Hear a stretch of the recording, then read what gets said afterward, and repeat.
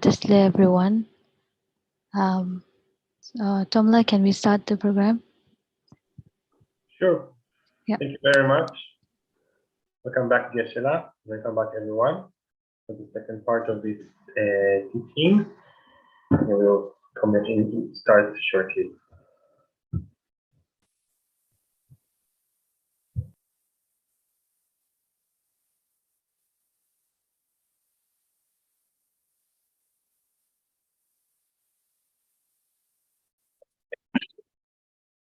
Okay, well, welcome you all back.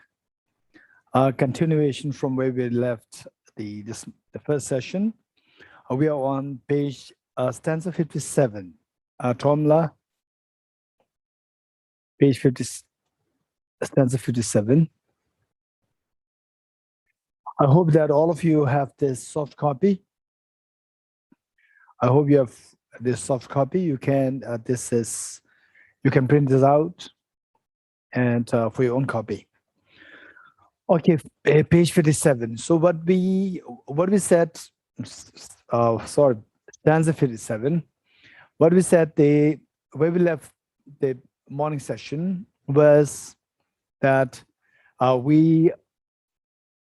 are two kinds of mind which views the object, the same object. When viewed from distance, that mind is known as the conventional analysis.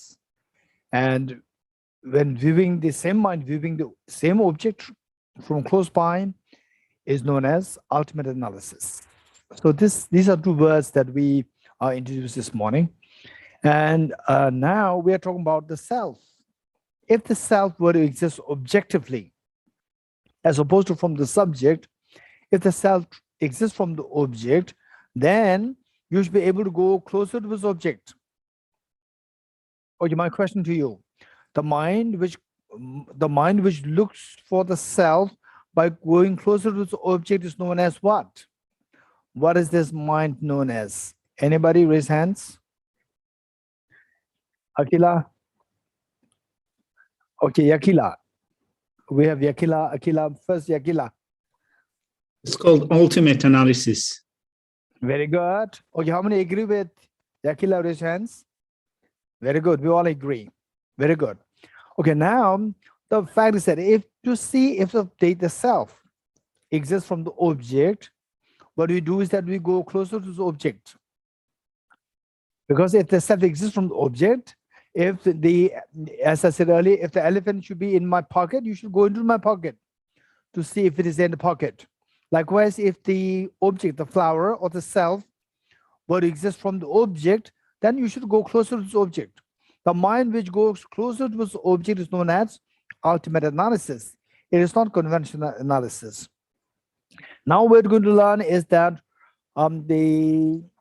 you subject any object, you subject anything to this ultimate analysis, you cannot find it. This is the reality. This beautiful planet from the space, the planet Earth, from the space, if you go on the Earth, you are closest to the Earth, and you look at it, nowhere you'll find this beautiful ball. Nowhere you'll find this. For example, I think that was like 2019. I think 2019, February, when I was last in Israel. We had a conference. I was invited for a conference on consciousness. And in the conference, one of the neuroscientists in her presentation, she was making the presentation, and suddenly, somehow she touched the area of the free will concept. And neuroscientists, of course, as of now, the approach is the reductionist approach. Reductionist approach, reducing the brain, reducing the mind, the functions of the mind to the brain, functions of the brain, and approaching the reductionist approach. And then from the floor, from the audience, she was bombarded with questions on the free will. If you reduce the functions of the mind to the brain, which is mechanical, how do you account for the free will? It is purely mechanical, then free will, there's no room for free will. So how do they account for this? This was the kind of the debate going there. And then it's very interesting, and particularly like that. Most likely in my life, attending all these conferences, and this is one conference which I like the most. The reason why that is so was that the style of the debate was very direct, head-on debate. No, like the formalities. Just whatever question that you have, you just hit it, and the person will give the answer. And this is very direct head-on debates going there. It's very good debate. I really appreciate it. And to my presentation, I said that this issue of the free will, where you reduce the functions of mind to the brain, which is mechanical, you can never give this answer. Because the brain, again, you will go into the neurons. You will go into the transmitters, neurotransmitters, then the electrical transmitters, the chemical transmitters, then the receptors. When you go into these, then the free will concept simply dissolves. You cannot really pass the concept of free will, because things exist only from distance, from the conventional analysis, not from the ultimate analysis. The moment you subject any object to ultimate analysis, object cannot withstand it. The object will dissolve. It will not make any sense. For example, say the person, say Dorji. So Dorji, okay, I'm here. You cannot deny this, that I exist. I'm talking. But if you subject this self, if you look at this self through ultimate analysis, by going closer to the object, then you will not find Dorji. What you find is just the skin, the bones, the heart, lungs, all the solid parts, then the water, the herb, the blood, then the body heat, then the air, 4.6 liters of air that we breathe in and out, and then space, body space. 99% of the body, 99.9% of the body inside the space, and then the mind, and none of these is Dorji. If you go too close towards me to see where is Dorji, you'll not find it. In other words, if you subject this person to the ultimate analysis, you'll not find Dorji.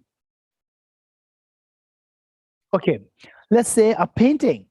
And some of you might have actually seen nowadays, because of the facilities, because of the technology, things become so easy. You can get the information so easily. Say there are some paintings. There are some paintings, and then some the paintings of the people. And this actually nothing. If you go close by, you see that they are nothing but just ordinary stuff like the shoes and so forth. How many have seen that? Raise hands. Very good. So these are the things that we have to use. From distance, you see aesthetic picture there, a picture of a person, a particular person, a historical person. When you go there, there's nothing there. It's just the shoes, slippers, and so forth. Nothing's really there. So if you really want to enjoy that, you have to enjoy from distance, which is known as conventional analysis. From the ultimate analysis, you will find nothing. With the ultimate analysis, you will find nothing. Now, what is the source of all our problems? Is the belief, your mind believing that things exist objectively. That's the problem. If that belief is, to see if this belief is ignorance or this is wisdom, you have to analyze if the object exists the way it is seen by this mind, to see if the object exists objectively, the self exists objectively. To see this self exists objectively, we have to employ the ultimate analysis. We are not employing the conventional analysis. Employing the ultimate analysis, you will find nothing. The self will dissolve. In fact, what you see as this Dorji speaking now, with all this body, hand movement, and so forth, this body is nothing but like 7 point say let's say I weigh like 70 kg. Say 7 into 10 to the raise of power 27 atoms. I'm just made of these atoms. That's it. In other words, a 7 into, say, the 7 billion atoms. This is what constitutes me. These atoms made me. And if you go into this on the atomic level, you will not find Dorji. You'll just find the atoms. And my atoms, your atoms, there's no difference. How many agree with me? Raise hands. Very good. So where is Dorji now? If you subject this Dorji to ultimate analysis, you will not find Dorji. But how we believe Dorji to exist, we believe Dorji to exist as objectively. Not only Dorji, in your dreams, in your waking state, 24 hours, we believe things to be exist objectively real. This is the greatest ignorance, and this is what traps us in samsara. So next question is, how can I know that what I'm perceiving, things are objectively real? This is ignorance. This is not the reality. How do I know this? Subject these objects to ultimate analysis. Okay, now reading from stanza 57 is subjecting the self to the ultimate analysis. Subjecting the self to ultimate analysis, we will see that the self simply does not make any sense. It does not exist at all from the object. Okay, stanza 57, it reads, teeth, hair, the nails are not the self. Now, your mind is going too close to the self and getting to see where the self is. Nor is self the bones or the blood. Self is neither mucus nor flame. Nor is self lymph. Lymph meaning, say, the liquid part of the body, not the blood, or pus. 58. Self is not a fat, no sweat. Neither is self the lungs, no liver. Self is not any of the other visual organs. Neither is self feces, no urine. Flesh and skin are not a self. Nor is self heat, heat meaning the body heat, or wind, wind meaning air. In no way is self one of the bodily orifices. Nor are any of the 6 types of consciousness, meaning mind, the 5 sensory minds, and the 1 mental consciousness. None of these is a self. Okay. So this is if you analyze like this, it's very disturbing. We can feel it very disturbing. Where's the self? The self is nowhere to be seen. It's quite scary. Quite scary. And it's good to do this analysis. Just see where's the self. Just go for this analysis.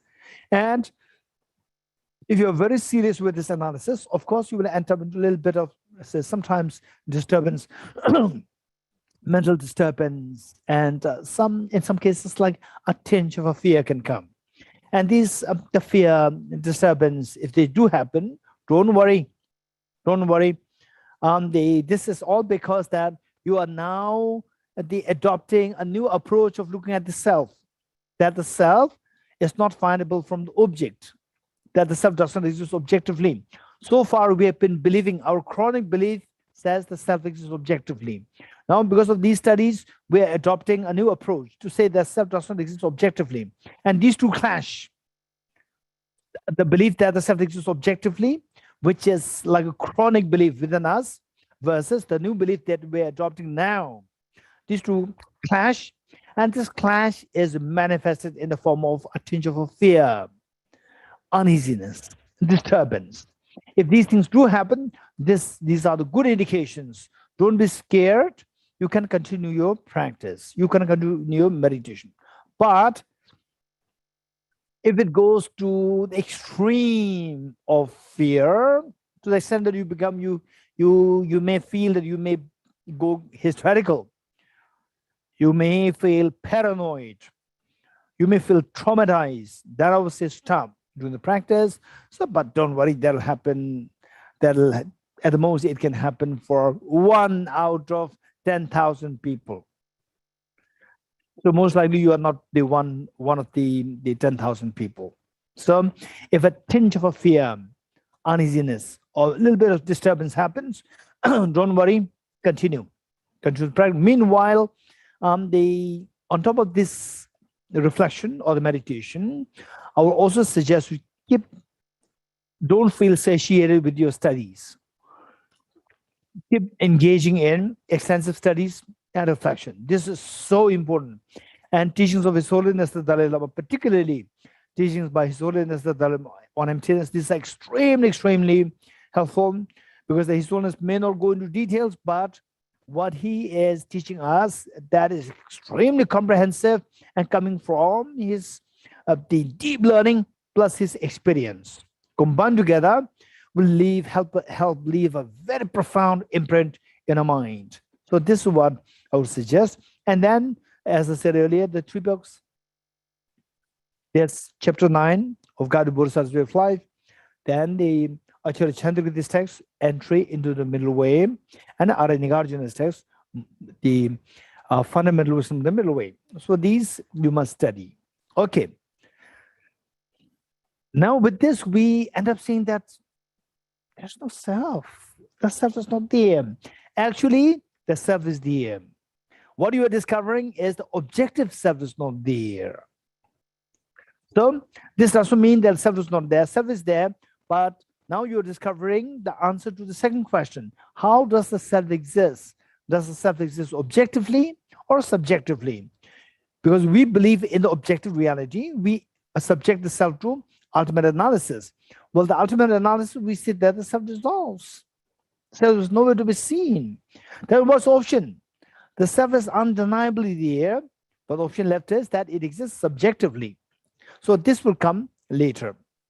Okay, now the next part is going to be a little technical. Bear with me. And first, I'm going to give a quick summary of what I'm going to speak on, or what Bodhisattva Shantideva is presenting, and then they will read it. Okay. What is the self? What is the self? This is an analysis which in the past, believe it or not, which in the past in India, it was an incredibly great search, inquiry done by the great Indian traditions. All the different traditions, they were exploring what is the self. Okay. Then in the West as well. In the West, also like the Socrates and the Plato and the Aristotle, all these entities, like, many of the later the philosophers, they also did the same inquiry. What is the self? And even in the religions, they also inquired the self. What is the self?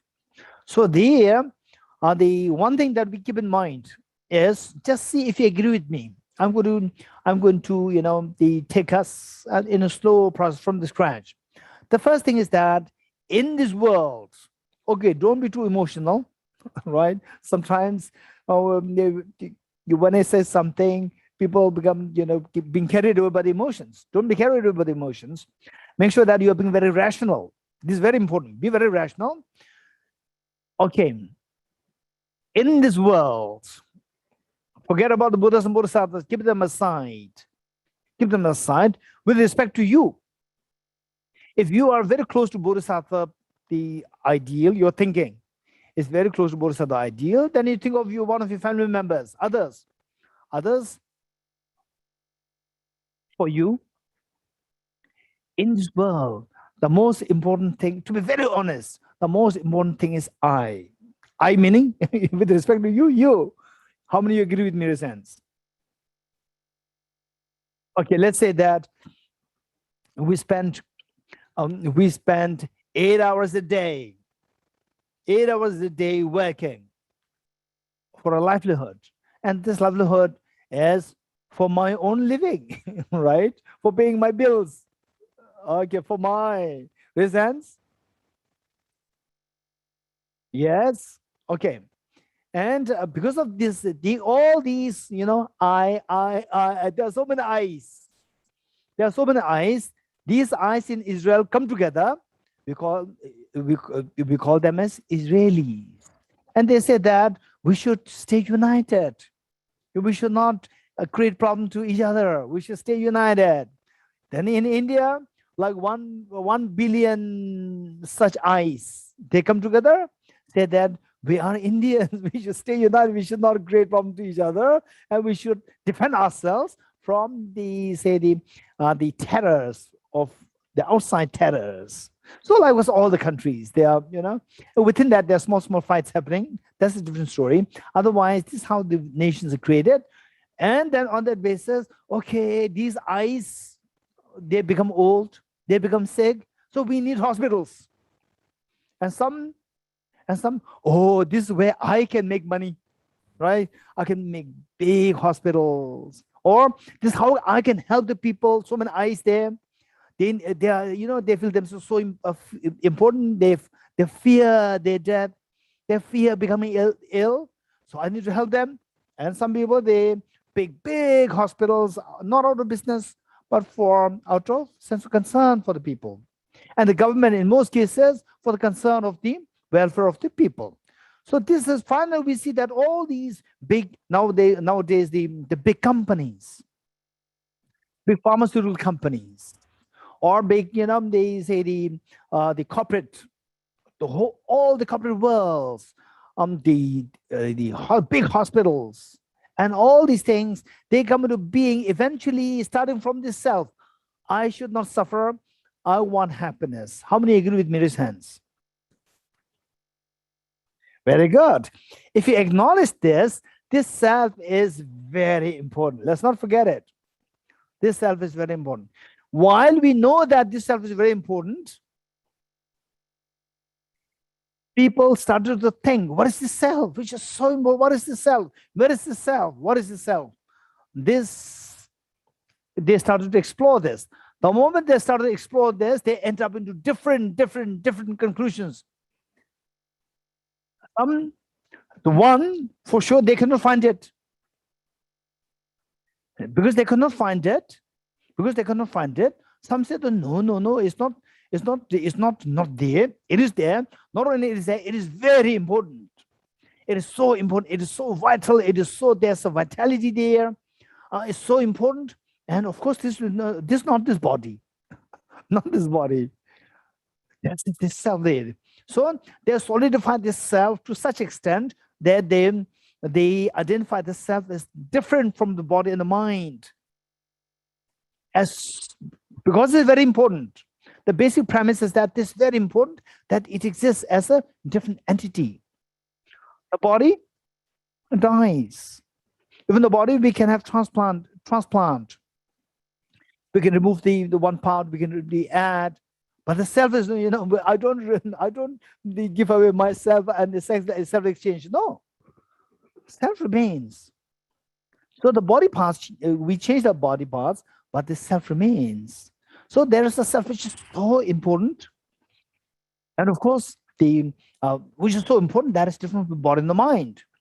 So this concept of the soul, concept of the Atman, they all came into being with this basic question: what is the self, which is so important? Then some go to the extent of saying that no, what you actually find is just look at the body. What do you have as a body? What do you have as a mind? That's it. And the mind is, the body is not the self. Mind is not the self. There's no self. That's it. There's nothing really there. There's one approach. Then another approach is that the mind is the self. Mind is the self. The body is not the self, but the mind is the self. And some say, now the neuroscientists, they come, say that what is this mind? Even the mind doesn't exist. Today's neuroscientists, not the future neuroscientists. Future neuroscientists, we don't know what their approach is going to be like. As of now, the neuroscientists will say that, no, it's just the body, it's the brain. What do you think is just the emergent property of the brain, the mental functions of mind, they are simply the emergent property of the brain. That's it. Besides the brain, there's nothing, there's a mind. There's one approach. And the worst, the solipsism. The solipsism, they will say that, no, nothing exists. Even the body is nothing. They are just illusion. Everything is illusion. Nothing exists. So we see that to this question, what is the self? Finding that self is so important. And exploring this, people end up in different answers, believing something very solid, concrete self to nothing existing at all. Okay. So the point is that what's the reality? What's the reality of these? It's not about what is the Buddhist point of view. Don't go for this. If you go for this, again, you're going wrong. We should, what's the reality? We should stay accurate. If the people who propose the concept of the self, which is different from body and mind, something so solidified, so well-defined, if that's a reality, we have to accept it.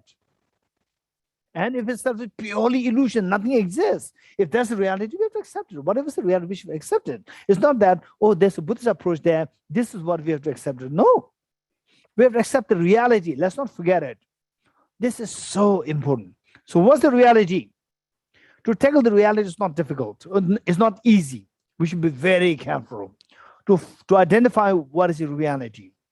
The first, what we acknowledge is that in the search of what the self is, we should not forget the main purpose.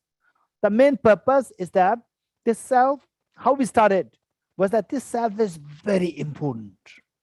Because of this self, I need these clothes. I need, let's say, the heating system. In Israel, I don't think you need heating system. Oh yes, you need in the winter. In the winter, you need heating system. Yeah, and then the summer, I need the cooling system. Oh, then I need the food. I need a separate kitchen. Then I need a hospital. All these are for the self. Let's not forget it. Let's not forget it. And my view is correct. Your view is wrong. Even that, my view, because that is very important. So my view should be correct. Again, we see that this stuff is very important. We should not forget this. So the approach is the first, we should not forget this, that the self undeniably exists, for which we created all these things. Even the fights are happening because of the self. Harmony is happening because of the self. UN was created because of the self. And the COVID injections were all to protect the self. So we see that all these are for the self is undeniably there, number one. Then number two is that it is undeniably there, but we don't find this self through say the ultimate analysis. So there are two options. I have two hands, and if you say that yes, the gold coin is in your hand. If you tell me that the gold coin is in your hand, and I say that it is in my hand, and I open the right hand, is empty. By default, if it is in my hand, if it is true that the gold coin is in my hand, by default, seeing that it's not in my left hand, it should be in my right hand. Likewise, seeing that there are two possibilities for something to exist, like from the object or from the subject. If the self does not exist from the object, by default, it should exist from the subject. So the point is that this is how we have to establish that the self does exist, but it does not exist from the object. So how does it exist? It exists from the subject. When you say it exists from the subject, we don't feel so happy about it, because our belief, since time immemorial, the belief that this I exists objectively, solidified objectively, is so strong that our mind is not ready to accept the subjectivity of this self. Don't worry, but at least intellectually we should establish this. Okay, now, the belief that the one side of the belief that the self exists as so independent of the body and mind. Self exists as a permanent, unitary, and independent. The self characterized by three natures: permanent, unitary, and independent. Such a self exists. This is what many of the philosophers in the past, through their inquiry, they ended up in this belief. So from this stanza 60 down, we are the Bodhisattva Shantideva is rejecting these positions. And rejecting these positions, it is not that you're proving the other's position wrong and proving my position right. No, proving the reality. In other words, establishing the reality. So our approach should be so open-minded, so open, that we should maintain a very open mind to embrace whatever accords with the reality. Our job is to establish a reality, not to follow a tradition. This is the point. So with this in mind, and the belief that the self exists as permanent, unitary, and independent.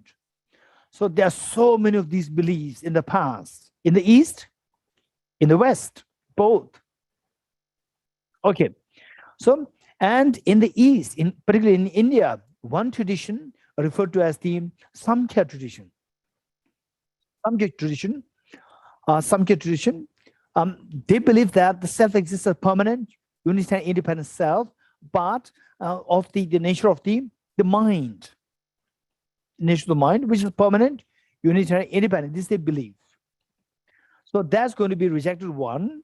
And the next one, they are within India, there are so many versions of such a solid self. Okay, first, stanza 60, which reads, which says that refutation of the self as postulated by the non-Buddhist tenet holders. So here, we are not to think like this. Okay, we are rejecting non-Buddhist views. We're establishing the Buddhist views. No, if this is approach, we're going wrong. So whatever it is, non-Buddhist, Buddhist, whatever, it doesn't matter. So whatever our approach be that, whatever is the reality, this is what I'm going to accept. What does not accord with the reality, it doesn't matter. Even if it is my tradition, I'll discard it. This should be approach. With this in mind, refutation of Samkhya school's position of self. First, what they say is that the self is permanent, unitary, and independent. And the self is of the nature of this consciousness. There's consciousness there. So the consciousness, the self, permanent, unitary, and independent. Okay. Stanza 16. And if the mind or the consciousness perceiving sound were permanent, as Samkhyas assert, okay, so they would say that the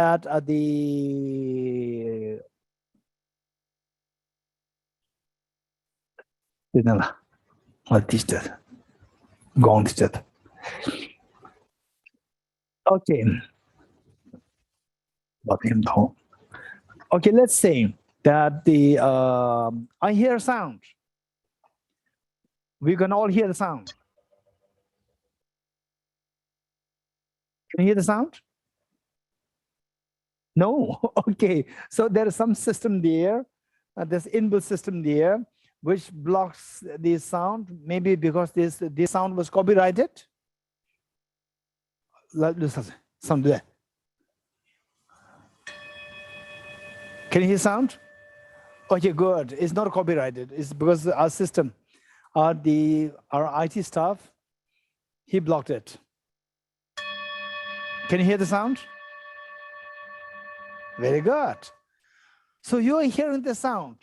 Who's hearing the sound? Yourself. This self hears the sound. And some cases they believe that this self who hears the sound, this self is permanent, unitary, and independent. And the consciousness.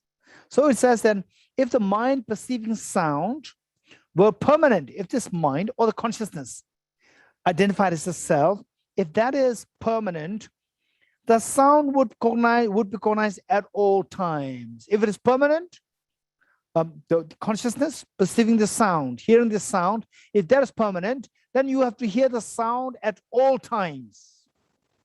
How many agree with me? Raise hands. Very good. Okay.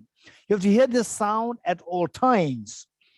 But what is cognized when bereft of an object to be cognized? For example, the moment the sound stops, say, I first hit the gong, and then I stopped it. The sound stops. When the sound stops, my consciousness perceiving the sound also stops. So there's no consciousness now perceiving the sound. So the consciousness perceiving the sound is not permanent. But what is cognized when bereft of an object to be cognized? So this mind, which the Samkhyas believe to be mind of the consciousness, they are more precise with the word consciousness.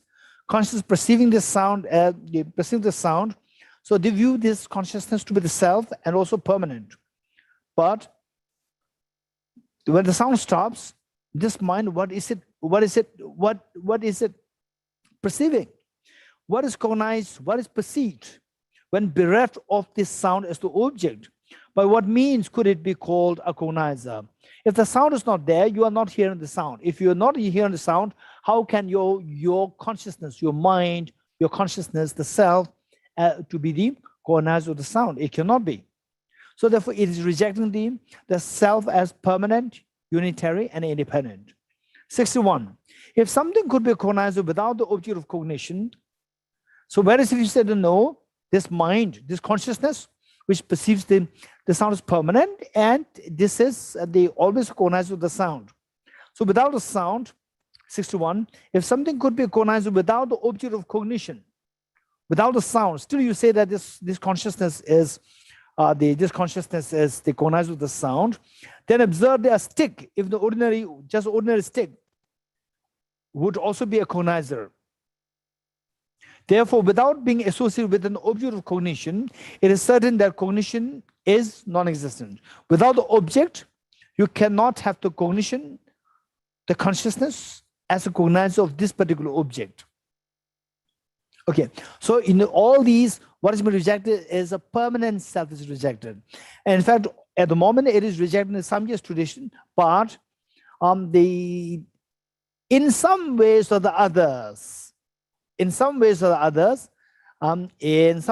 we also have, if somebody pushes you versus self, unless you are very thorough with the study of the emptiness, you are bound to end up with some belief in some concrete self there, permanent, unitary, independent self.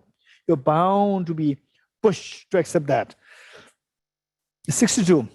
Suppose you say it cognizes a sight. Okay, now the same, say the consciousness perceiving the sound, the moment the sound stops and the flower is introduced to you, okay, now it shifts its object. The cognizer of the sound, it shifts from the sound to the sight. A sight. Of course, these are things that we have to see that that you can actually understand it in your own, say the real life. So your consciousness shifts from the sound to the sight. Well, why doesn't it also hear at the same time? So you say that this consciousness is permanent. Permanent means which consciousness? Consciousness hearing the sound is permanent. If it's permanent, when it shifts to this sight, still it should hear the sound. If it doesn't hear the sound, then it's not permanent. It changes. Okay. Well, why doesn't it also hear at the same time? If you answer, because the sound is not nearby, well, then it is no longer a cognizer of it. If you say that now it's not hearing the sound, also it is although it is the cognizer of the sound, is not hearing the sound now because the sound is not nearby, because you block the sound, which means it is not the cognizer of the sound. Because to say that it's a cognizer of the sound, it should cognize the sound. The sound must be there to be cognized. 63. How can something having the nature of being a cognizer of a sound become the cognizer of sight? Say, if you don't believe in a permanent self or the permanent consciousness, if you don't believe in a permanent consciousness, that consciousness changes, then it's fine. That the consciousness first perceives the sound and then it changes to perceive the sight. That's possible. But if it's permanent, it should not change. If it doesn't change, it should remain the same. If it's a cognizer of the sound, it should always remain as cognizer of the sound. 63. How can something having the nature of being a cognizer of sound, meaning a permanent phenomena, cognizer of sound, become the cognizer of sight? By virtue of imputation, a single person is a father and a son. So this says, say the father and the grandfather. So the father is the son with respect to the grandfather, but the father with respect to his own son. So these are all imputed on the basis of, say, the mental imputation, not from the object, not from as a permanent entity there, and not due to his absolute nature or the independent nature. 64. Likewise, the state of equilibrium of, okay, this is little complicated, not complicated, this is a technical aspect. So what they believe is that Samkhya, okay, for information, Samkhya's concept, I'm going to explain to you a little bit. This is interesting. And also, later when you understand the concept of nirvana according to Buddhism, then when you study the Samkhya's version of the nirvana, the two are very similar, except that the emptiness concept, that is different. Okay. Samkhya's, what they believe is that that there is one entity known as the Prakriti. Prakriti meaning, say the chief, technically in English we can translate it as chief generality. It is like a creator. It is like a creator God. But the creator God concept is very different. And how that is, they believed in Judaism, Christianity, Islam is one. And then within India, there are so many traditions who conceived of the idea of the creator God. And the concepts are very different. They all differ from one the another. Samkhya's belief in the Samkhya, there's one part of the Samkhya, not all Samkhya. One part of the Samkhya belief in the creator God, but the creator God, how that is conceived of and how that is conceived in the Judeo-Christian Islamic traditions, very different. So for them, it's very philosophical. They conceive of the creator God, and philosophically they conceive this idea of the creator God, referred to as the chief generality. So what they say is that all what we see around, the sound, including COVID, the sound, the heat, cold, hunger, thirst, food, the flowers, and the aeroplanes, and Mars, satellites, everything is the emanation of this creator, known as the chief generality.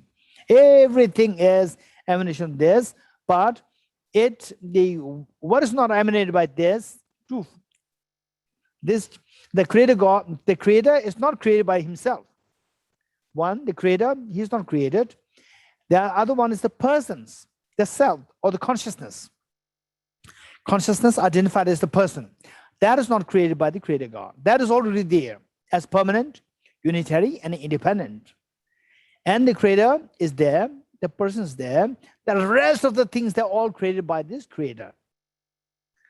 Now, at the end, when we are unaware, we as the person, the people, the beings, when we are unaware that this creator is creating all these things, and then, oh, I'm feeling cold, I'm hungry, I need food, I have a fear of COVID, I need the first injection, now the second, another 10 days, I cannot travel for the next 10 days.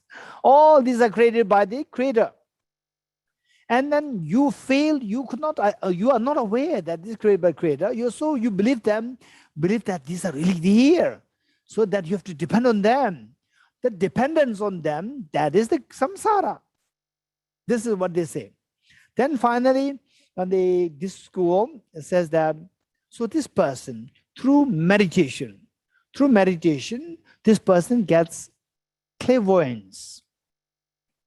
With the clairvoyance, you have the ability to see things, subtle things. And then through clairvoyance, you observe how is this world operating. And then you discover the secret of this creator. And meanwhile, while you are discovering the secret of the creator was also observing you. What are you doing? And the creator senses that you are discovering his, or there's no gender to the creator. This meditator with the clairvoyance is now the discovering my secret of all these emanations to trap the beings in samsara. Now they are discovering my secret. So he's so uneasy, so instantly he pulls back all the emanations from you. Your body's pulled back from you. Because your body is pulled back, you don't have to eat food. Your dependence on the food is cut. You don't have to drink. You don't need the acorns. You don't need the jab. COVID, no danger of COVID. And then everything is, so you don't even have to put the petrol in your car, because you don't need a car. Car is also pulled, they taken back, withdrawn. You don't need a house. You don't pay for the bills, electricity bills. You're freed from everything. The self alone is left. Self is left, and all what traps the person, they're all being withdrawn by the Creator, pulled back by the Creator. Self alone is left. Self without sickness, aging, death, no tension, no depression, no anxiety. That is freedom. This is liberation. This is the concept of liberation according to Samkhya. It's a beautiful concept. Okay. Now, now what is this Creator? If you ask, what is this Creator? Right? They also examine this. They also examine what is Creator. And then what is Creator? No, Creator, there's, you cannot inquire what this Creator is. You cannot inquire, it is beyond words. No. They're open to that extent that you can ask, what is this Creator? So they say that this Creator is nothing. There are three elements. There are three basic elements known as the sattva. Sattva, or they say it is in English, courage, element known as courage, or the pleasure. And number two is rajas, the pain or the particles, number two. Number three is darkness, tamas in Sanskrit, neutral sensation. So these three things are there. These three things, these three elements, when they are in balanced state, this is known as the Creator. Creator not with the intention, Creator with, okay, I'll punish you, I will, make you, I'll give you, I'll reward you. No, nothing of this. Simply that there are three entities there, combined together in harmony. That is the Creator. And then these three components in harmony in the form of Creator, then from there manifest in the disharmony form. What is known as the emanations. They're all the disharmony version of the three elements. So it says that what exactly is Creator? The Creator which creates all these things except the self, except the persons, the beings. 64, it says, likewise the state of equilibrium of courage of the three things, let's say the Sanskrit, sattva, rajas, and tamas. These three things, these are three qualities. These three qualities, they, as an absolute nature, is neither son nor father. So this combination, when in combination, is a Creator. Because there's a Creator, it's not the father, it's not the son, and so forth. And a cognizer of a sight has never been seen that has a fundamental nature connected with the cognizer of a sound. Okay, so what we see in reality, reality meaning what is seen in the empirical reality, we see that when the sight is seen by your eyes, not by your ears. Sound is heard by your ears, not by your eyes. How many agree with me? Raise hands. This is empirical reality. Empirical reality has said that the sound is heard by the ears, not by the eyes. Sight is seen by the eyes, not by the ears. It's very different. Now, the Samkhyas, they are saying that these two are the true nature, ultimate nature meaning the Creator. On the level of the Creator, the true nature refers to the Creator. That true nature, on the true nature level, these two are same. But from the empirical reality, which we can see, these two are very opposites. You don't see anything commonality between the two. There's no one sound or the sight which is seen by one particular mind or one particular the sense consciousness. These two are seen as two different things. What is seen by the sight cannot be heard by the ear. This is reality. So in reality, this is never seen. Wait a minute, Samkhya believe that everything is nothing but made of the ultimate nature, which is the combination of these three things known as the creator. Okay, 65. Suppose you persist. So these are a little technical. I'm going a little fast so that when it comes to the actual point of the meditation emptiness, that would be, I'm thinking to get there faster. Otherwise, if we spend so much time this time we will not finish this. Okay, 65. Suppose you persist. Like a dancer, it is still itself, but it's seen in another guise. So like the like a dancer, or like the dramatist, drama, in the drama performance, say the same person coming as the king, and later on, if the actors, there's the shortage of actors, then he can come as the young prince also, or as a servant, whatever. Same person can manifest in different forms. This is what the Samkhyas say. But let's not forget this. That's created as what they believe as permanent, unitary, and independent. Let's not forget it. 65. Like a dancer, suppose you persist. Like a dancer, it is still itself, but it's seen in another guise. Well, then it will be impermanent. There's a change there. Say the initially dancer and in a male form, and the next moment the person in the guise of the female perform the dance. But there's a change happening. There's a change there. It's not permanent. And suppose you clarify, other guise is the very same entity, but then its oneness in the fundamental nature is a oneness that did not exist before, which means that on the one hand, you are saying that on the fundamental nature, everything is the same, one. But now you say that the sound and the sight, these were very different. They are not one. This is what we can see. This is what we can see. Very different. And if you say that what is different is one, then how would you distinguish between what is one and what is different? So such a oneness never existed before, what you are the conceiving of. 66. Suppose you explain, but its other modes of perceiving are not true.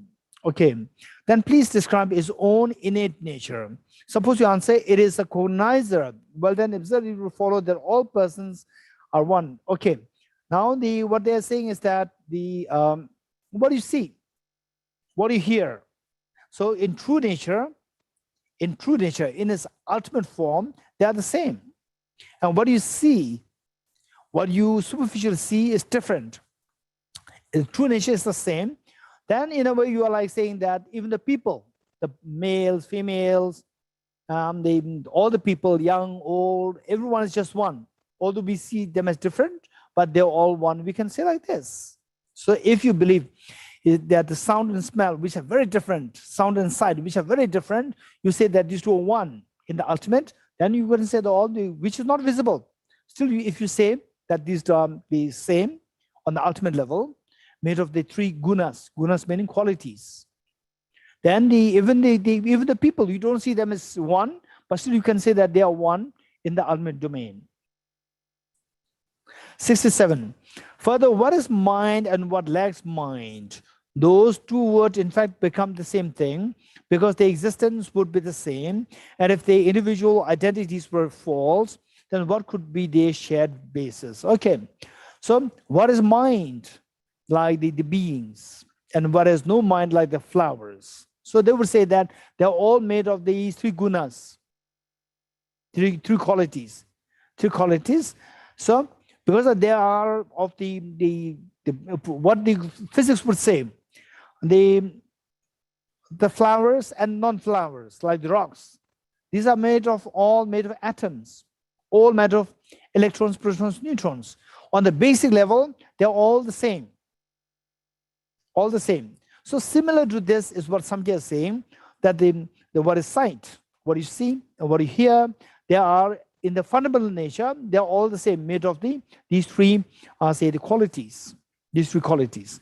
Now, but what they say is that these three qualities, they are permanent, unitary, and independent. They're permanent, unitary, independent, which means they should not change. So if they don't change, what is sight should always mean sight cannot become a sound. What is sound cannot become a sight.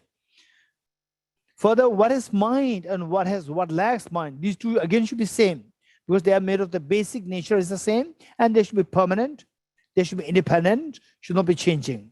In which case, what is mind, what lacks mind, and what is mind should become the same. Those two would in fact become the same thing, because their existence would be the same, and if their individual identities was false, then what could be their shared basis? So same, if they are same, but what you see is different, a male, female, so these differences, they are just illusion. The reality is they are made of the three gunas or three qualities. On that level, we are all the same. If this is what you say, then they say that you cannot say that the males, females, or the flower, non-flower, you cannot account for these phenomena. So there's nothing, okay, what is that thing? Tell me, what is that thing which is the shared basis of these? What is that thing? Which is beyond what is seen, what is empirically seen, what is empirically perceived, beyond that, what is really here to say that the three gunas, where are these? How do you prove the existence? Which are the shared basis of all these phenomena? Okay, now the second part is again slightly different. Second part is the Nyaya school. Nyaya school.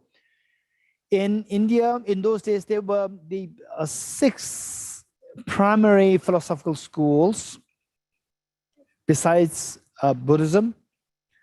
And these schools, all these schools, in terms of identifying the self, is very similar. Not identical, but very similar. Saying the self is permanent, unitary, and independent. What is the self? The consciousness or the mind? Some say, yes, this mind. Some say, no, it's not a mind. There's a different self, again with the label consciousness, but different from the body and the mind. And this tradition, Nyaya tradition, their version is very interesting.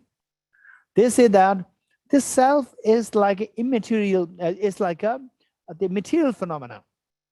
This self is a material phenomena. It is not identified with the mind. It is not identified with the cognition ability. But, for example, if I cannot walk, then I can use a wheelchair. So wheelchair helps me to, move around. Likewise, this self, which is material, which is not the immaterial, this self, which is purely material, like the body, like the rock, like the flower, is a material, but when it is assisted by the mind, then this self can cognize phenomena. But this self is permanent, unitary, and independent. Okay, so their version is slightly different, but the basic premise is the same. This self is permanent, unitary, independent. This is the common thing which is accepted by all the non-Buddhist schools in India, except for except for Buddhism, all the other traditions, they believe in this self to be permanent, unitary, independent. And the other characteristics, like whether it has the cognitive ability, not, whether it is material, immaterial, they differ from school to school. Okay, so this Nyaya school, they say that the self is the material phenomena. It is a material phenomena, and yet the self per se does not have the cognitive ability, cannot see things, cannot perceive things. But when that in association with the mind, then it can cognize things, it can perceive things. Okay, 68. Furthermore, something lacking mind cannot be a self. Bodhisattva was saying that if the entity is lacking the mind, then it cannot be self. Then it cannot be a person. Person means, how can you distinguish a person from a rock? Rock does not have a mind, person has a mind. How can we distinguish a person from the corpse? Corpse does not have a mind, and a person has a mind. So what lacks a mind cannot be a person, as Nyaya Vaisheshik assert, because it has no mind, like a vase, like a vase, and such things. Now suppose you claim it is cognizant. It becomes cognizant because of its conjunction with the mind. This self when it comes in contact with the mind, then it becomes cognizant. It starts to cognize things. For example, like computer, without the software, only with the hardware, it doesn't operate. You put the software in, then it operates. Wow, this is beautiful. Okay, so they say that this cell becomes operational in terms of cognition when it is in conjunction with the mind. Because there is no mind like vast and such things. Now, suppose you claim it is cognizant because of its conjunction with the mind.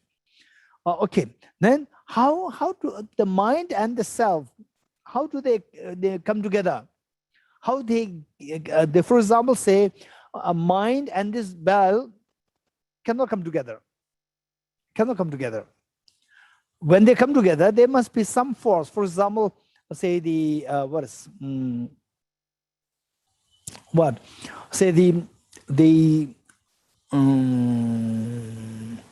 protons within the nucleus, within the atom.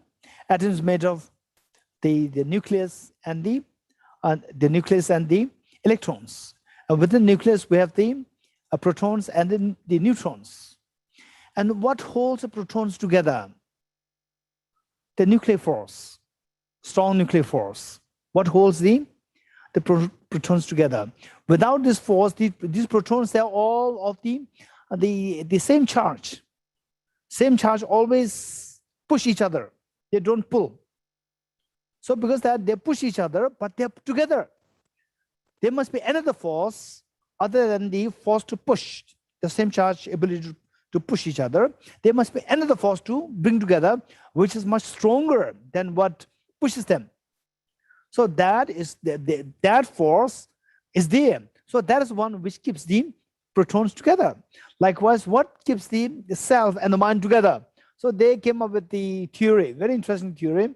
They talk of the theory of the phenomenon known as meeting and the phenomenon known as relationship. The meeting and the relation. There's a phenomenon. This phenomenon is like glue to combine the self and the mind. Very interesting theories were being built by these philosophers. Okay, so these two are connected by the phenomenon known as the meeting and the phenomenon known as relationship. First, okay, they're very interesting things. Yeah, so I'll share with you here. Say, for example, how beautiful is this flower? So beautiful, so beautiful. This flower is so beautiful. And in our lives, sometimes we come across things which are so aesthetically so beautiful. Okay, how many of you have in your life? Okay, how many of you really have a sense of aesthetics? May not be perfectionist, but at least some sense of aesthetics. Raise hands. Okay, how many of you don't have any sense of aesthetics at all? Raise hands. Okay, which means that how many of you have at least an average and above? Raise hands. Some aesthetic sense, average and above. Very good. Okay, now tell me, in your life, did you ever come across a situation where you see something, a person, or a mug, or a pen, or Gucci bag, or what? Louis Vuitton, right? Or Louis Vuitton, or say iPhone 13, or whatever, all beautiful sunset, right? Where it really mesmerizes you. Did you ever come across such things in your life? Raise hands. If yes, raise hands. Very good. Let's not forget this. Let's say that today, keeping that in memory, look at this flower and imagine that this is the object which mesmerizes you. Which mesmerizes. Wow, that's amazing. It just catches your eyes and it doesn't let go of your eyes. It's simply your eyes are glued to this. Let's say, okay, do you agree with me?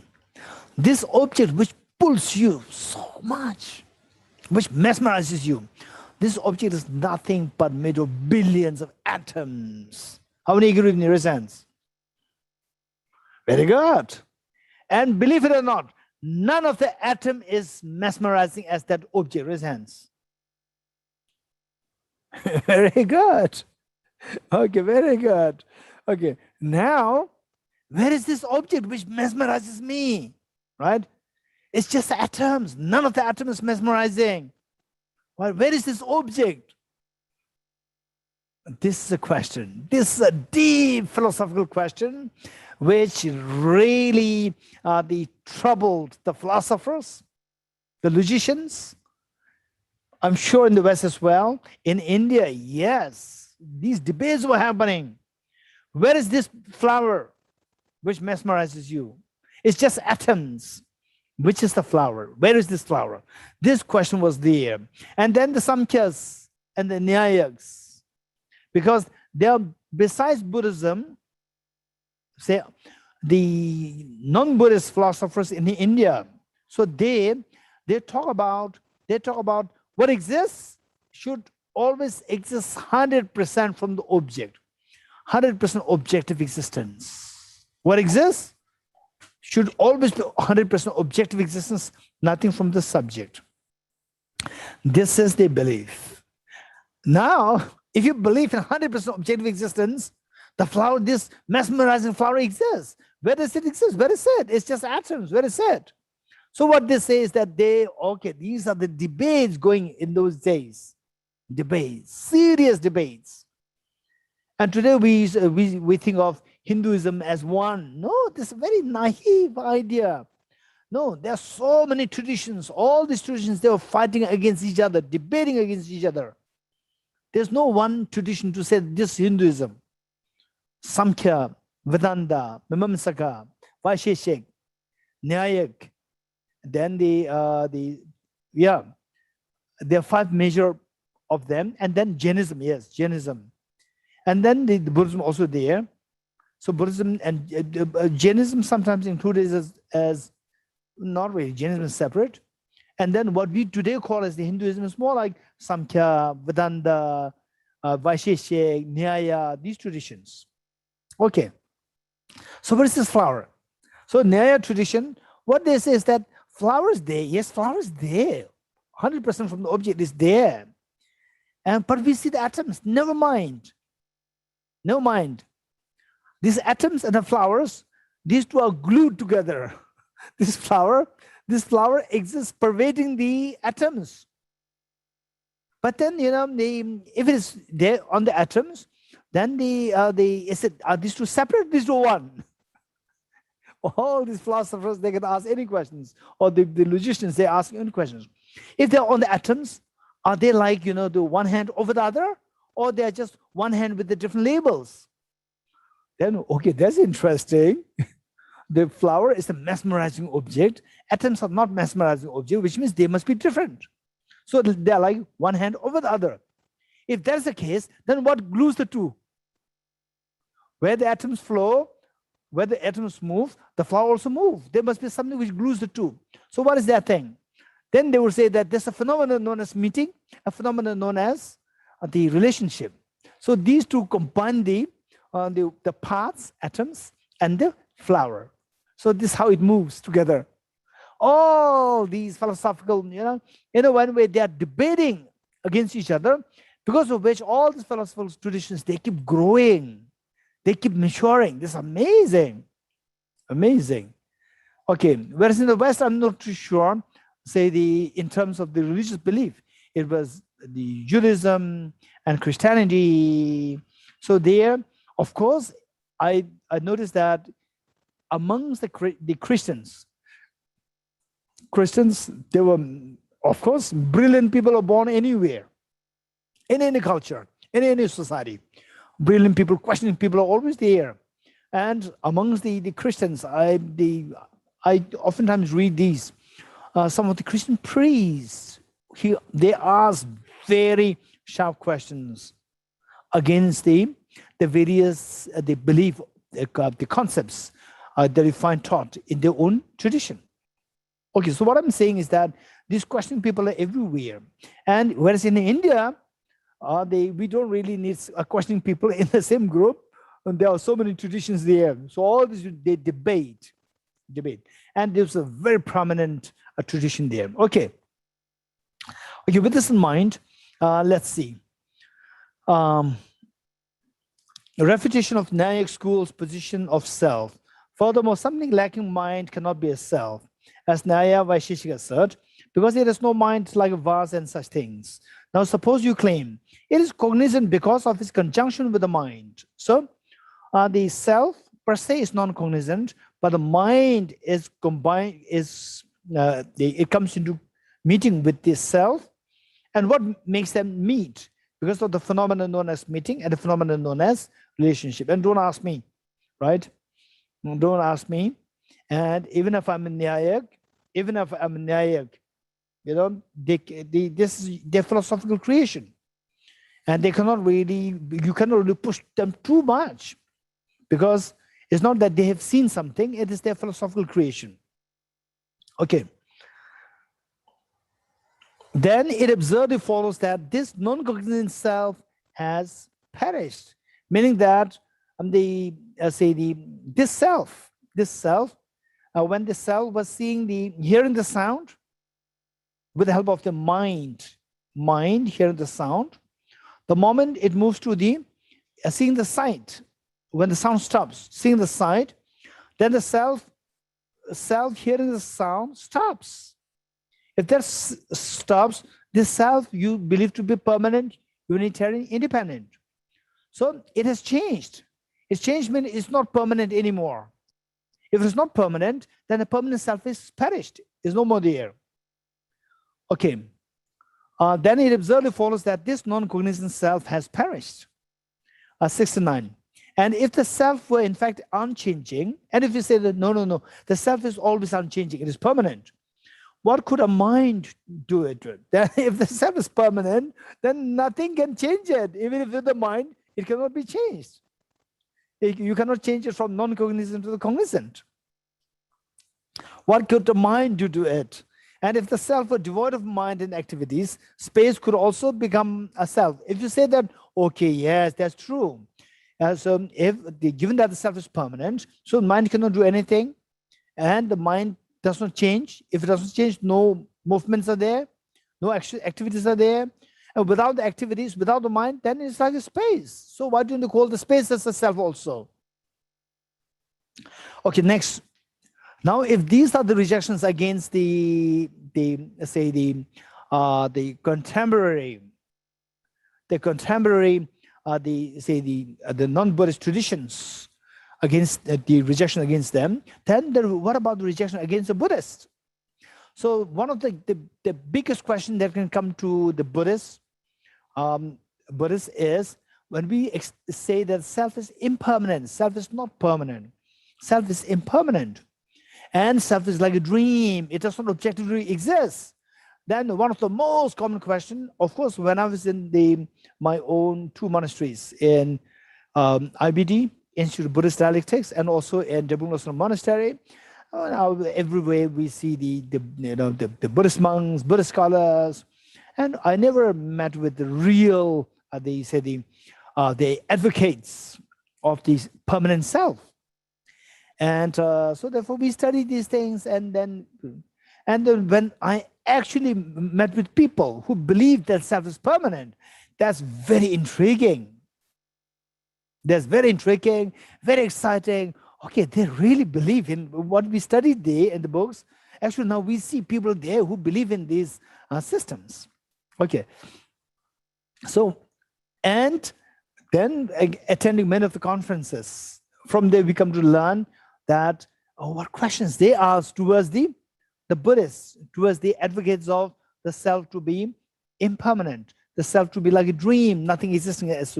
So one question which is most commonly coming is that if the self is impermanent, if the self is not objectively there, then when you die, how can you account for the rebirth? Number one, how can you account for the rebirth? Number one.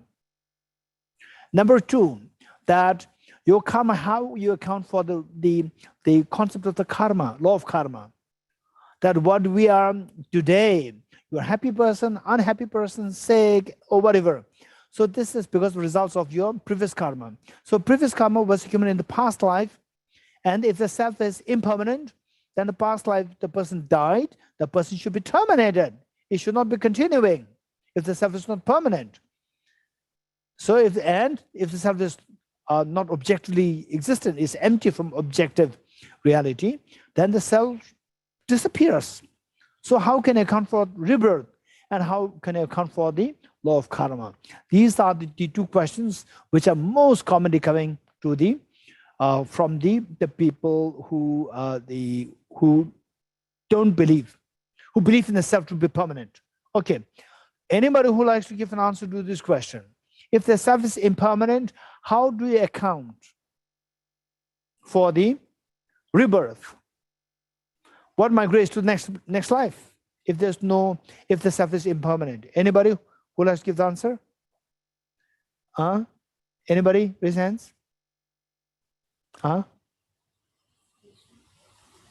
Deshmukh? Yes. So it's the consciousness that travels, because the mind is always with the body. So when you pass away, the body turns into ashes, and then it's the awareness that then has to attach itself with another body. So that is what gets travels. Just as this self is impermanent, even this consciousness is also impermanent. Yes. Okay, in a way that I understand that consciousness is impermanent, because in this life, whatever I have worked on my consciousness, when I die, so whatever work I did till my death, the consciousness will take forward in the next body, and it will work on it some more. That's what I understand. But then how will it continue? Because it is impermanent, this consciousness. How will it continue to the next life? It is impermanent. I think that is permanent. Okay, so okay, now the Tom, thank you. Deshmukh, thank you so much for your Tom. Let us all listen to these. Let us listen to these answers. Yes, Tom. Because every moment of consciousness is derived, is a result of a previous moment of consciousness, which is also affected by the actions that we do, then at the time of birth, the next moment of consciousness that will be born in another body will also have the effect or the result of all the actions that led to it, and this is how it accumulates. It doesn't really accumulate, it just acts upon the results from all the previous moments of consciousness that were before. Okay, Tom, the question still remains. But how can this consciousness go to the next birth? This life, it ends. Not only the life ends, even the consciousness also ends, because even the consciousness is also impermanent. So how can it continue to the next life? This question. In a way, it's not the same consciousness. Every moment of consciousness is a different consciousness, but it carries the results from the previous moments of consciousness. So we talk about. So my question to be to the point. My question is that we talk about the impermanence of death, which means that the death happens, and then you will no more be there. So not only the death of the body, but also your mind is also impermanent. Not only the body is impermanent, your mind is also impermanent. So what continues? What continues to next? The mind is also impermanent. Your body doesn't go. Your mind is also impermanent. So what continues to the next birth? Okay, anyone? Okay, Milindla.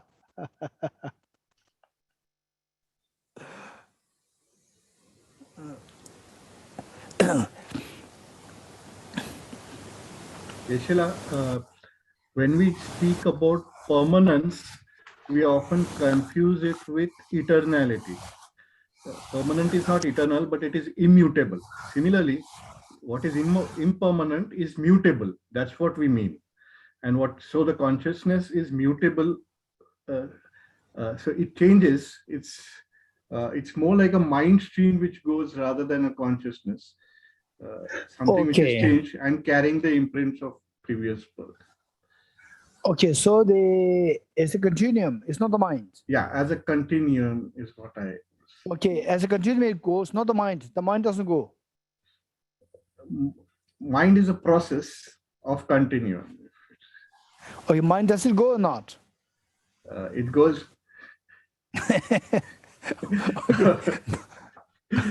Okay, so the million also started to shake. Tom shook, and then Deshmukh also shook. Then the Tom shook, and the million also started to shake. Okay, now let's see. Okay, keep in mind that in the ancient times, if you cannot defend your position, you should be converted to your opposite tradition, right? So they will drag you, right? Okay, so We are Tom, on your side. okay, only, Geshe-la. Tom, I'm the host of the Israeli Friends of Dharma Friends of Israel, right? And then he's dragged by the Nyayic tradition, right? And then all the people who are following Tom will be dragged. Okay, now our captain, Shahala.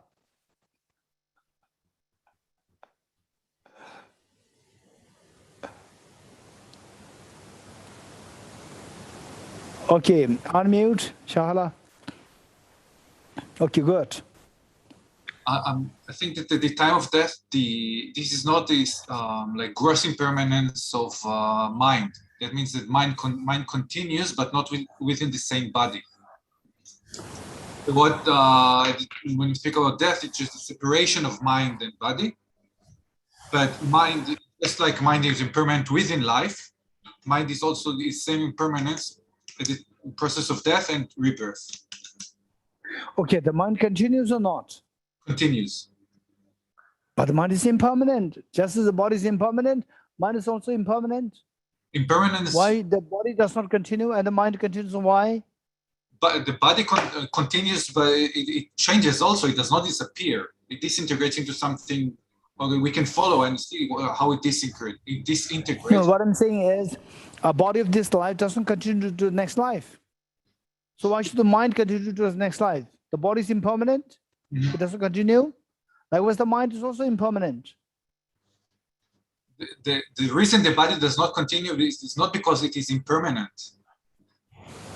The reason why the body does not continue is because the mind continues, and we say that the mind has a connection, but not so much as the self and the body. So when the body and the mind are separated, we say that the self goes with the mind. So when you say next life, we say the mind, where the mind went. Okay, which means that today's mind travels to the next life. Yes. Okay, so they say change next. Yes. Okay, so let's say life 1 to the life 2. Life one's mind 1, life 1, mind 1, life 2, life one's mind 1. It travels to the life 2. It is the same mind. We say okay. Same. So in life 2, the mind 1 is there. Mm-hmm. So it's not the mind 2, it's not mind 1. It's still, let's say the same mind, yeah. The same mind. Mm-hmm. So which means that the life is changed, but the mind is the same. Yes. So the mind is permanent. No, why? Because the mind 1 is still there in the life 2. It is impermanent, just as the same as we can say that the mind of this year is the same as the mind of last year. Why? Exactly. Yeah. Is it the same or not? It is the same. Okay, cause and effect, these are the same. Apple seed and the apple tree, these are the same. No. Okay, so the moment 1 mind and moment 2 mind, these are not same. No. Okay, which means the mind of the life 1 and mind of life 2, these are not same. Will not be the same. Mm-hmm. So the mind 1 of life 1 did not travel to mind life 2. Okay, now our captain is lost. Now captain is defeated. All of you should come with us. Now the former captain. Okay, now the former captain, Deorala. I think that the only reason why it can travel from one life to another life, or from one day to another day, is because it's impermanent, and the way it exists is interdependent.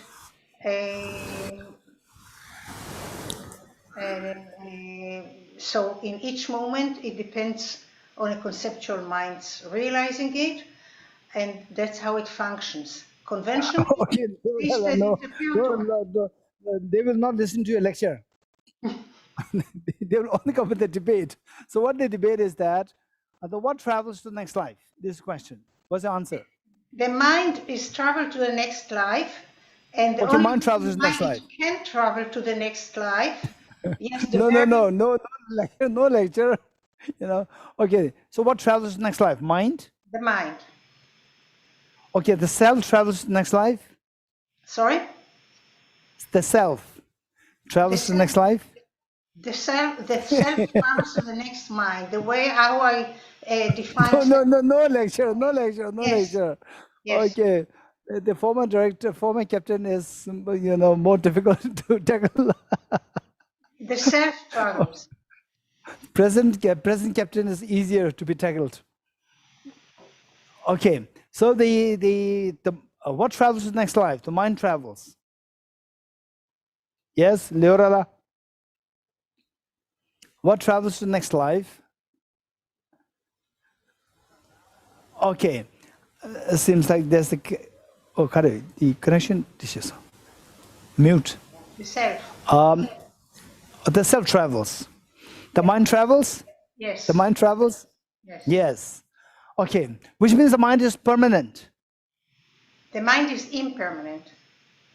Okay, the mind of this life travels to the next life.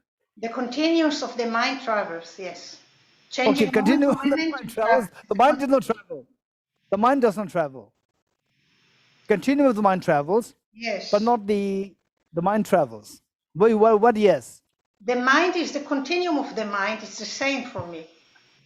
Okay, that's fine. So the mind does it travel or not? Yes. Okay, so the mind is in life A, mind in life B, these two are same. Same continuum. Okay, not the same. Not the same as yes. Okay, not the same. Yes. So the mind which was in life A, not in life B, it did not travel. The continuum traveled, not the. No, this is fine. There is not other thing that the continuum of the mind. Where is the continuum? Where is the continuum? Physically, I don't. So the continuum, which you said travels. At the moment. The continuum, does it spread across the two lives, or it covers only one life? No, from life to life. It's this life. It's within my body. When my body disintegrated, it continues. The continuum. It goes. Okay. So let's say that what is in your body now? Is that the continuum, or what is in the next life's body? Yes. Okay, yes. Which means that what is in your body now and what is in the next life's body. So these two are same. Changes moment to moment, but same, yes. Are these two same or not? Yes, not similar, yes. Same entity. Okay, these two are not one. These two are not one. Same entity. These two are not same entity. Are these one or different? One. One. So are these two not cause and effect? Yes, there is. Or if there's cause and effect, can never be same entity. Keep this in mind. Okay, right. Sure. Okay, so now the former captain is also gone. So now we all dragged to the what is that? The Nyaya Nyayak tradition, right? Okay, this is what actually happened in those days. In those days, this is what happens. If the teacher loses the debate, teacher along with all the students should be converted to the other tradition, right? Okay, Yakila, you should become a Nyayak monk because your captain is defeated. Captain, Well, I former can captain, become Bodhisattva. Nyayika. I don't want to become the captain. No, you are not the captain. The captain, former captain, they are defeated. So you have to Right. come along. Okay. Okay. So the point is that what is that travels? This huge question coming from the advocates of the permanent self. This is a very important thing. Okay. So what travels? Number one, what we can say is the mind travels. Yes, we can say mind travels. The mind of this life and mind of the next life, these two are not one. Don't say these two are one. These two are not one. These two are not one, but the mind travels. What do you mean by mind travels? For example, this you can best explain on the basis of one life. Within one life, if one can understand it within one life, then you let the other person apply this to the lives after lives after lives. Within the one life, say the Dorji. Dorji, when he was 10 years old, when he was 30 years old, 40 years old, 50 years old, let's say across these different ages, that 10-year-old boy is a very young, tender boy. And now it's not a young, tender boy, is an old man now. So we see that these two are very different. One is very young, one is very old. We cannot say that these two are one. At the same time, there is a commonality. I, when I was young, today, when I was young. So there's an I there, which is common in all. And this I, when young, say 30 years ago, this I was very young. The I existed. And this I, 10 years ago, it was 20 years older than that younger one, but 10 years younger than me now. So that I is also there. And this I is today also, which is like, say, 50 years now. So this I is there. This I is changing. At the same time, there's a continuum there. There's a continuum there. The I is changing, and this I travels. I travel for the last 50 years. This self has been traveling. This mind has been traveling.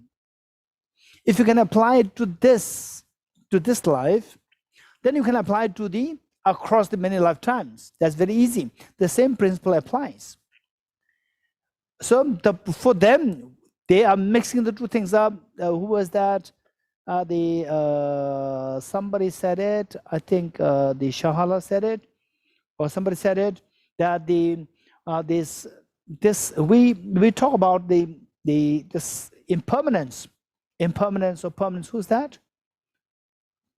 The impermanence, permanence. There's gross version. Oh, okay, Milind. The gross impermanence, subtle impermanence. So what is impermanence? What is permanent? Permanent doesn't mean something eternal.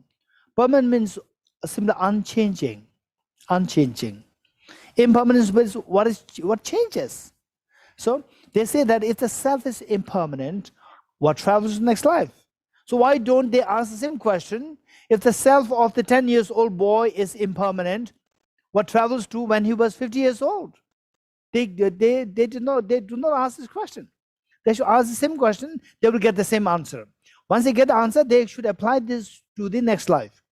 Say the self is impermanent, the self of the 10 years old boy is impermanent. Because the self of 10 years old boy is very young, the self of the 50 years old is young, not young, is old. It changed. So therefore, it was impermanent. Impermanent, but the self travels. But self traveled all these 50 years. The mind also traveled all these 50 years. And then also the body also traveled. The body was also impermanent. Body also traveled all these 50 years. Now to the next life, This body doesn't travel. Only the mind and the self travels. Otherwise, the basic principle is the same. Because the body and the mind, these two are detached. So the mind alone travels with the self, not the body. Whereas while the person's alive for 50 years, 60 years, 70 years, 20 years, whatever, the self, the mind, body, all three travel together. All three travel. If you understand, if you can apply this to this life, although impermanent, still something can travel. Likewise, although the mind is impermanent, still the mind can travel to the next life. There's no contradiction in it. Okay, now we have to continue. A rejection of argument concerning self-existence of a person. Now, if you say that the self is like a dream, there's no objective self, the self is not permanent, it is impermanent, then what are the arguments coming? Stanza 70. Suppose you then object, you refers to the advocates of permanent self. But if a permanent self does not truly exist, then you have to accept the self to be impermanent. If self is impermanent, the connection between actions and the effects, connections between this life's karma and the next life's effects, the connection cannot be built because you cannot account for the self traveling to the next. If the self doesn't travel to the next, who is going to experience the karmic effect? There should be no experience of the karmic effect. The connection between actions meaning karmas, and the effects cannot be maintained. Since actions cease after having been done, to whom should the action be ascribed? Say, if you say that the mind is impermanent, the self is impermanent. After doing the karma, then the karma is done associated with the mind. And the mind, if you say if the mind is impermanent, then the mind changes. If the mind changes, the mind which accumulated the karma is no more there. Is no more there. If it is no more there, how can it give rise to the effect? And then you cannot account for the next life's effect, experience the next life's effect, and the one who accumulated karma. You cannot build the connection between the two. Stanza 70. Well, since it is established for both of us, okay, so this is what Bodhisattva Shantideva is reminding them, that before you put this debate to me, before you put this debate, you try to put this debate to yourself. That the person who was you, the advocate of the permanent self, when you were just 5 years old, 2 years old, you are a baby. You are a baby. Now you are no more baby. There must be change there. The self, there's a change. There's a change there with the body. And when you were just 2 years old, you did not do anything. You only know how to cry. That's it. And now you know language. You know you know lots of subjects. If you are a philosopher, you learn philosophy. If you're an engineer, you have learned engineering. You have learned so many things. Your mind has learned a lot. Your mind has changed a lot. Your body has changed a lot. Don't forget this. So with this, within this single lifetime, we see that what you have done in the previous, you see the mind changing, you see the body changing. But what you studied in the past, 20 years ago, that reaps the benefit in you becoming an engineer now. You become a software engineer now. You become an architect now. It's all because of the efforts that you put in 20 years ago, 30 years ago. So although the body is impermanent, the mind is impermanent, still the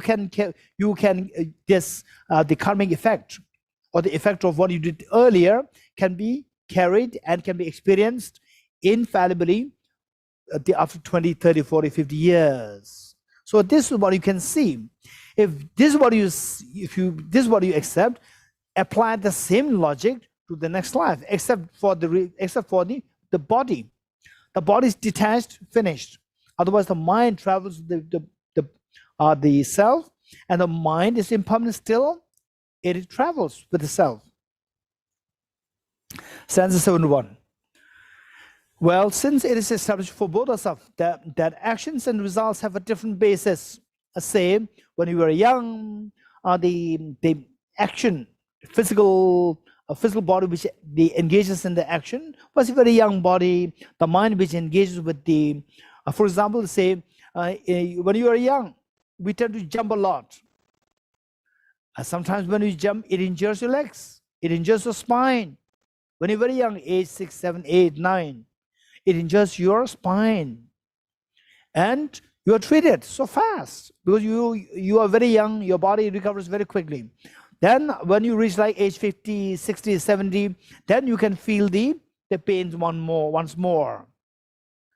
Pain of the injury that happened to you when you were a teenager, when you broke your legs or when you broke your spine, then the injury will be felt, experienced.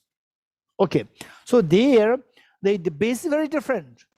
When you fall, your body was very tender, young.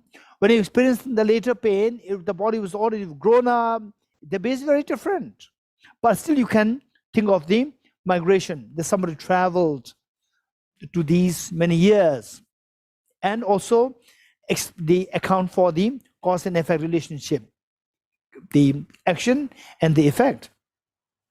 Well, since it is established for both of us that actions and the results have a different basis in the single lifetime, and that the self has no active role in this, okay, is it not useless to debate on this point? Okay, so let's say that in terms of as a young boy or as a young girl, and then when you grow old, so there the base is very different. One is young, one is old, and still you can speak about account for the cause and effect relationship, and that and that the self as the permanent self, a permanent self which engaged in the act of doing the karma, and which is the experience result, that is nothing to do. It's on the self say, okay, now my body is feeling the pain. It's your body feeling the pain.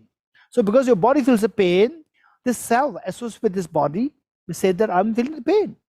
There's no permanent self which engaged in the act of falling, and later on, after many years, this permanent self experiences pain. No, there's no such self there.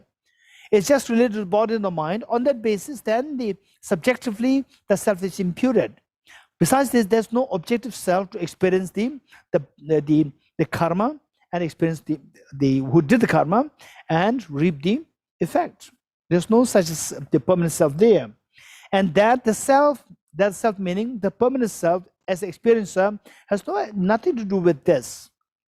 What we see is the two bases, they are very different. One is very young, one is very old. Is it not useless to debate on this point? Meaning that we can account for the cause and effect, the cause, karma, and the effect within the single lifetime. We can explain this while the bases are very different, while the basis change, while the basis is not permanent. So likewise, you can apply this to the next life. That's very easy. There's no debate there. Is it not useless to debate on this point? Because you can explain this on the basis of one life. 72. Since a causal state endowed with a simultaneous result is never feasible through the shared continuum, and what they say is that no, they say that we can account for this very easily because the self which accumulated the karma in this life and the self which experiences the result in the next life, it's just the same self. It's a permanent self. If you say this, then seeing a causal state, cause endowed with the simultaneous result, same, this self which accumulated the karma is there at the resultant time, which means the cause is there while the result is still there. Cause and the result together at the same time is not possible. This is against the law of the cause and effect. Cause and effect means, say, the seed of the flower. You plant the seed of the flower, and there's the apple seed, and the apple tree grows. When the apple tree grows, the apple seed is gone. Apple seed as the cause, that should go away. If the still is still intact when the apple tree is there, which means this is not the seed which gives birth to this tree. So by the law of cause and effect, when the effect is there, cause should be gone. So with the apple tree, the apple seed through which the apple tree came into being, that apple should go away. If the apple seed is still there, which means that this tree is not the result of this particular seed. Okay. Seeing causal state endowed with a simultaneous result is never feasible. Through the shared continuum, the agent and the experience of results are explained. Now, if there is no, then what's that common thing? The common thing which accumulated the karma and we experienced the result. We said that, okay, I'm very sorry, I did this in the past, and now, you know, now you are suffering because of that, I'm very sorry. Or, oh, I did not study so well while in school, now I regret, I'm suffering, I'm not getting a job. Okay, so there's a self there which you know, which you are describing, the one who did not study so well in the class, in school, now regretting. So there's one self which is present in both. What is that? That is a continuum. The way Leorala said, the way, who said it? Leorala said, okay, the Deshmukh said, okay, so there's a continuum there. Okay, this is very interesting. This is very important for us. If something, so what is that thing which experiences both? Yes, there's a continuum there. And within this continuum, we can explain this self. This self, the way Leorala explained, the entity-wise is the same, just one self. But isolated-wise, we can think of many selves, isolated-wise. And we have to study that separately. What do you mean by isolated? What is meant by entity? That we have to study separately. And yeah, okay. So the self-wise is just one self. But this self, when you say I, you can speak of we can speak of the I which existed, the present I, which exists only in this life, and the I which pervades in all the three times. I which exists in this life, and I existed which pervades in all three times. One, when we say Dorji, Dorji is the self which exists only in this life. In my previous life, maybe I was Mary, or maybe I was the Sita or something.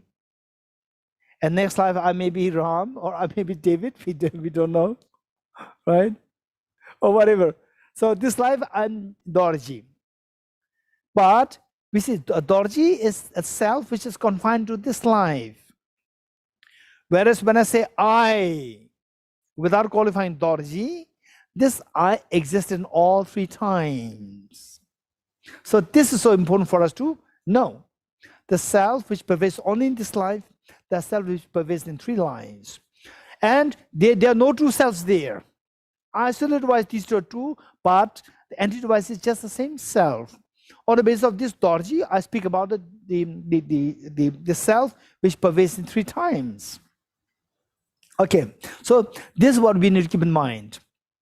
Finally, how do you account for the self which engaged in the karma and which reach the result in the future?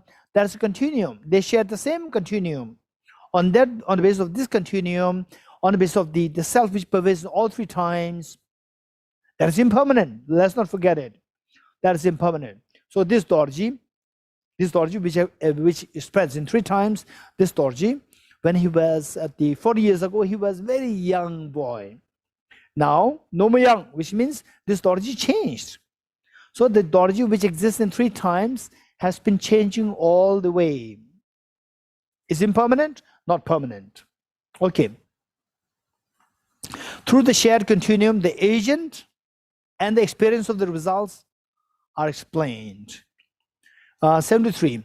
The past and the future minds are not the self. Okay. Okay, this is interesting, very important. We'll do it tomorrow. Okay, before we wind up, if you have one or two questions, raise hands.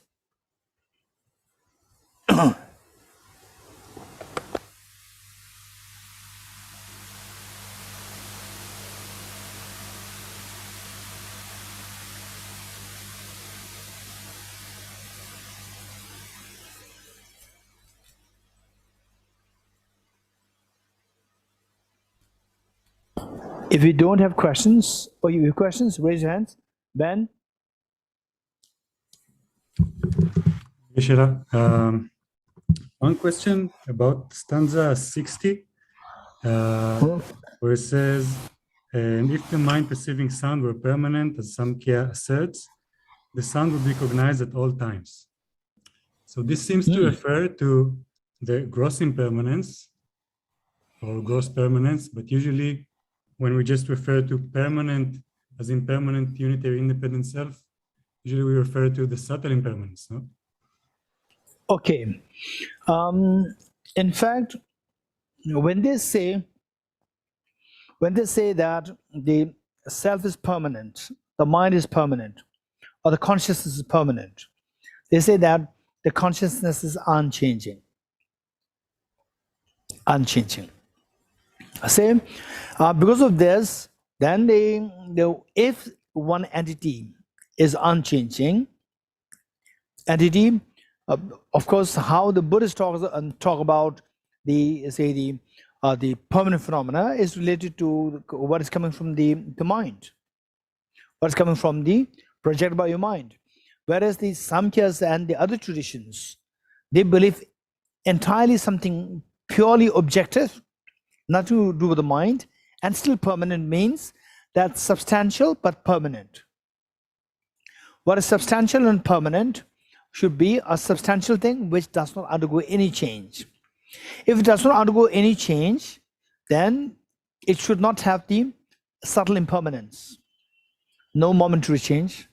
Plus, it should not have the gross impermanence, because it should not have the gross change. This is the meaning. Okay, more questions? Okay, no question. That's interesting. Okay, Smitaji. So Geshe, a continuum itself is also just a label, right? If it's a river of mental moments, yes. So there will be a tendency to grasp at it as kind of a self. Then this is also there is a tendency, and in fact, yes, say the South Tantrika Buddhist school identifies the continuum of the mind as the self. This is what the South Tantrika Buddhist school believe. Yes, that's true. This tendency is there. Yes. Geshe? Yes. Milinji, yes. Yeah. In stanza 65, yes, where they speak about consciousness, one is of hearing and one is of seeing, as two modes, can one not look at it as entity and isolate consciousness, and one consciousness as one entity, but the listening consciousness and hearing consciousness as two isolates of one consciousness? Okay, then it becomes let us keep in mind that say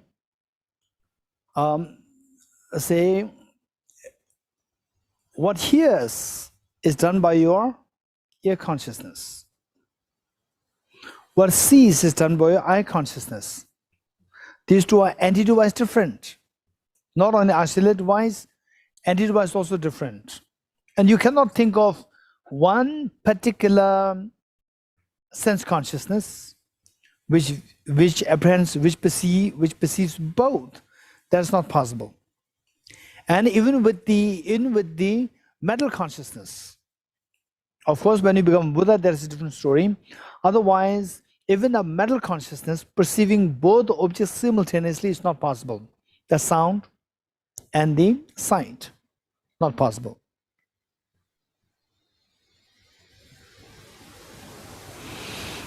Okay, any more questions? Okay, we'll stop here. We'll do the end direction prayer. Tom, are you there? Tom, yes.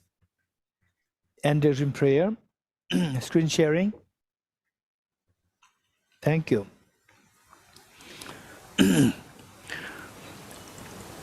Let us pray that COVID-19 subsides altogether, and that all the activities and Dharma activities, studies, the schools, and everything will go back to normalcy, that everybody will find a relief in the mind.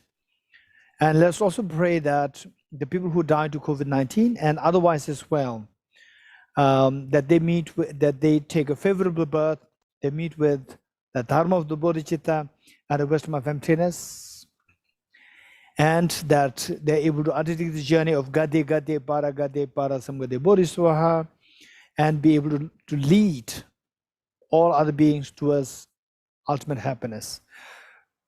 There's also dedicate merits that's gathered, that the people who are hospitalized for whatever illnesses, they may all recover very soon, and they meet with the family, be united with the family in great harmony, peace, and happiness. And let's pray that His Holiness the Dalai Lama, the true source of joy and happiness on this earth, that he lives long and that his wishes be fulfilled spontaneously.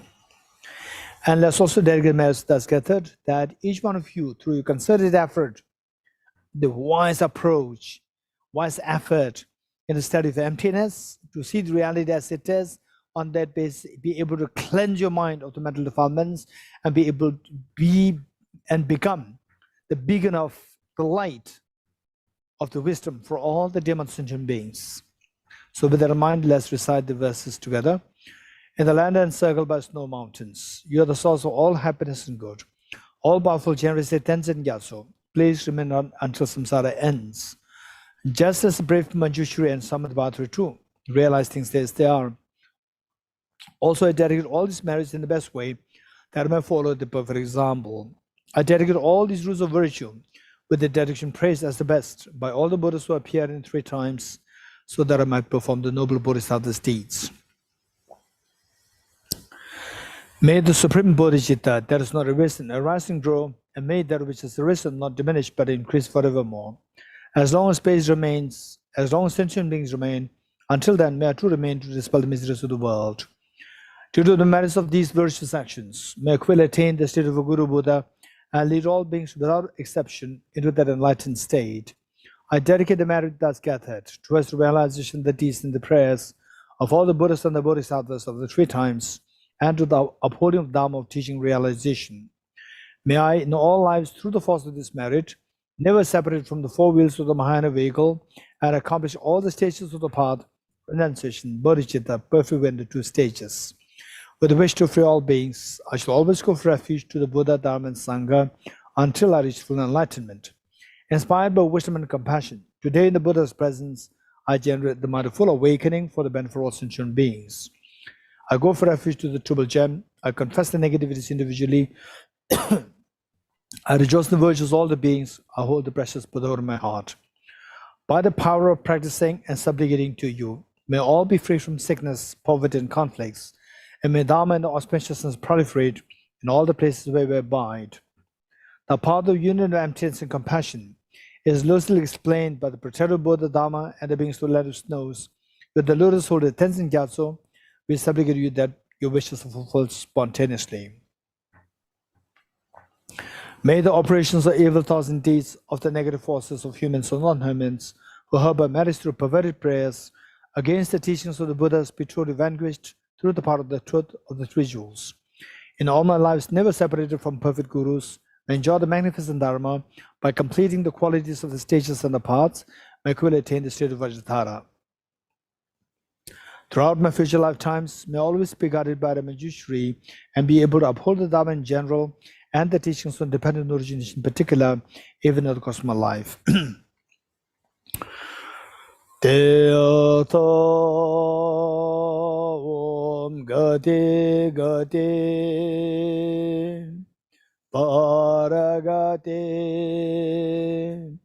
Parasamgate Bodhiswatyatha Om Gate Gate Paragate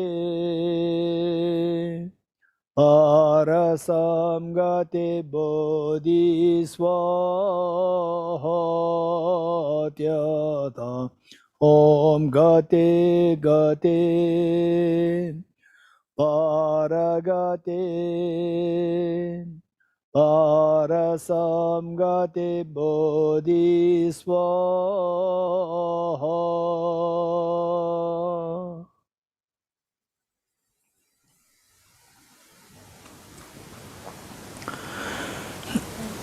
Okay, see you again. Yeah, see you tomorrow. Thank you, Geshe-la. Thank you. Thank you so Welcome. much.